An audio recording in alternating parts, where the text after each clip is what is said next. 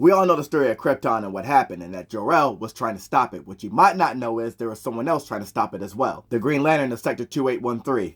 Tomar Re. The Guardians of the Universe felt Jor-El and his wife Lar would be great Green Lanterns, and they felt that if they had a kid, oh my god, that kid would be the greatest Green Lantern of all time because they'd be raised with their same ethics and morals. They knew Krypton was going to explode, but they were trying to buy the planet and Jor-El and Lar more time. Also, can we just talk about how wild it is that the chief scientist Jor-El is telling the people of Krypton, yo, we got to get out of here. This place is going to explode. And this council that's supposed to be so advanced is looking at him like, this fucking nerd. I've been looking at my rock collection and the soil says the planet's gonna explode, guys. Shut up. Meanwhile, he's right as hell. And for a long ass while, Tomar Re has been gathering this element called stellarium that'll stabilize Krypton bit by bit. He's been mining the whole sector for it and secretly flying into the middle of Krypton, dumping it so that hopefully it gives them more time to evacuate. But these motherfuckers ain't evacuating. All the while, Tomar Re's like, why aren't they evacuating? What is going on up there? Tomar Re was doing this for months. This lantern is exhausted, but he's still doing it. He's collecting stellarium, but then he does it on a planet and doesn't notice that its star is about to supernova. That supernova made him drop all the stellarium, and now he's looking like a waiter with a tray and just spilled all the drinks everywhere. Not to mention the supernova also temporarily made him blind. So now he's using his ring to find the stellarium that he can and flying back blind to Krypton. This is the worst possible situation for a Green Lantern, but Tomar Re got that hawk in him. He made it to Krypton, but right as his vision's coming back, he makes it in time just to watch it explode in front of him.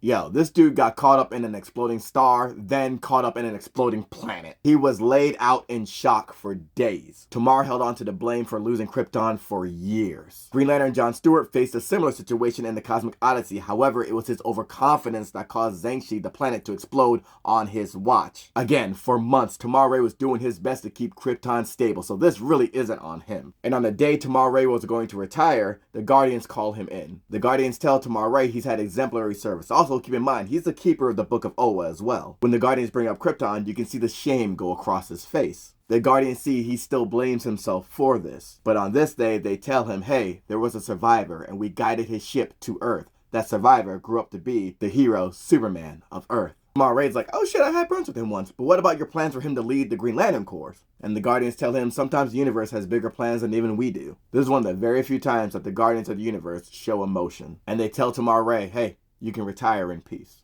Tomar Re retires and then comes out of retirement to join the Green Lantern Corps, and he's killed in the line of duty. However, his ring goes to his son, Tomar II, who becomes a new Green Lantern of Sector 2813. Tomar Re is a legendary Green Lantern. He was friends with Abin Sur, and he's also someone that Hal Jordan respected highly. Tomar II does an incredible job carrying on the legacy of his father, Tomar Re.